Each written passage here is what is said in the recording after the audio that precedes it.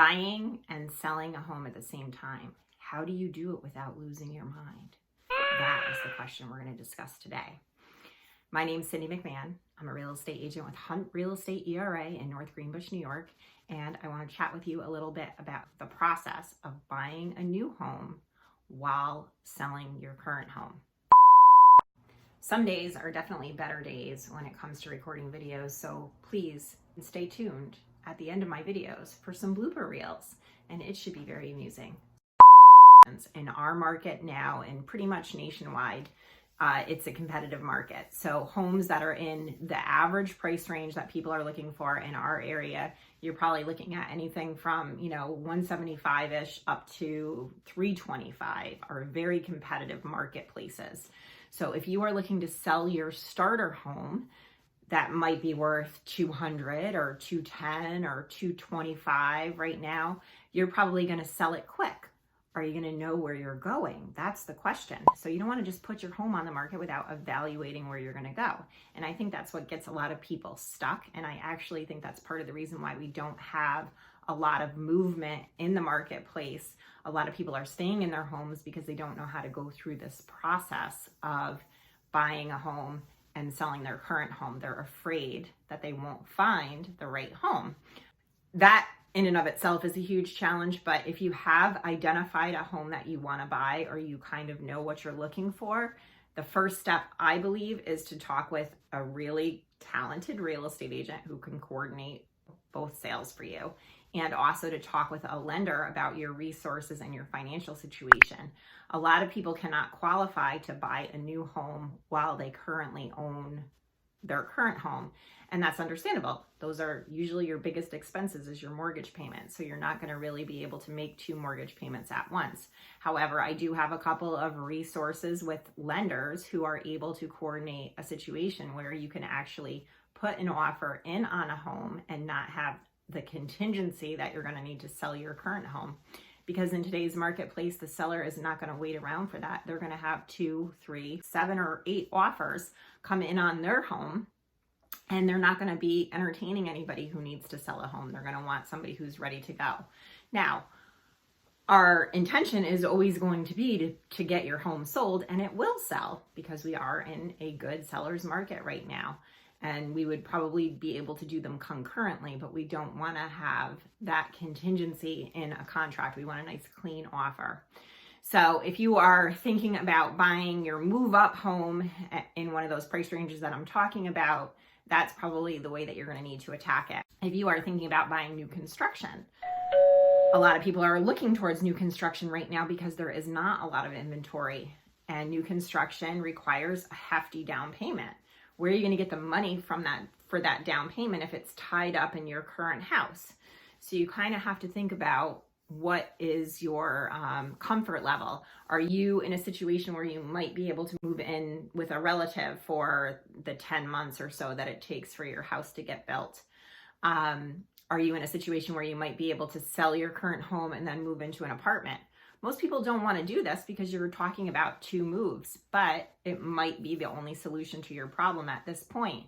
And it is something that can be coordinated. You have to think about what the price range is that you're buying in. So if you are moving out of, say, a 250-ish home and you want to buy a house that's in the upper 400s, that seller might wait for you to sell your home, especially if your real estate agent can present to that seller, hey, this house is going to sell quickly. It's in a very competitive price range.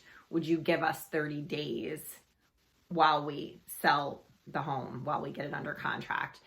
Sellers in a higher price range are going to be more likely to consider that option because there's not as much competition in the higher price ranges as there is in that price range that I mentioned, the, say, 175 up to the 250s, 300s, even 325 is a hot price range right now. Now, what if you are planning on moving out of the area? Again, I think it's important that you have a real estate agent who can collaborate with that real estate agent who's in a different area, because you're going to want to try to coordinate all of those things together. chances are you're going to want to be able to pack up your house here in upstate New York, go to your closing, and then move to Florida or the Carolinas or wherever it is that you're moving, and not have a big delay in between. That is important to have a collaboration. Buying and selling a home in the same area, you need the same real estate agent to handle both of those things. When you're making an offer on a home, your real estate agent is going to be able to say to the seller, hey, this home will sell. I know that. Here's my track record. Here's the way that I do things. And I know that I'll be able to get the house under contract within 21 days. And lastly, what do you do once you have all of this figured out? You're going to move in and enjoy.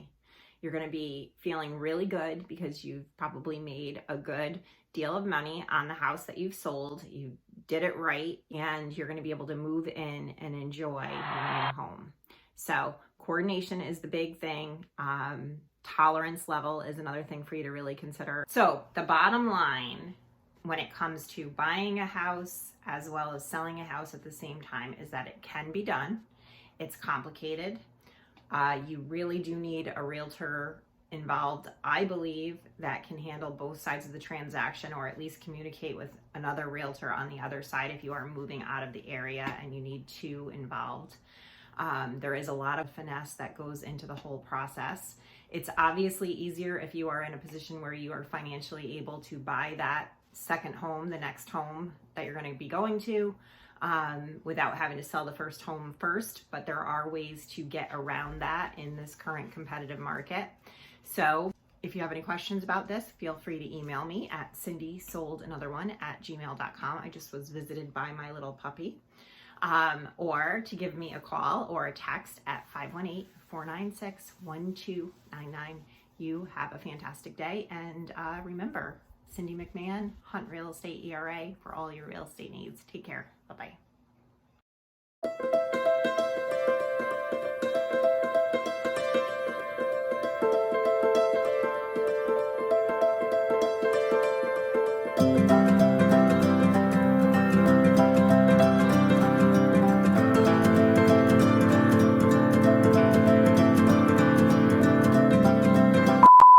Terrible. I have a lot of bloopers. I don't know what to say. I'm just not feeling it.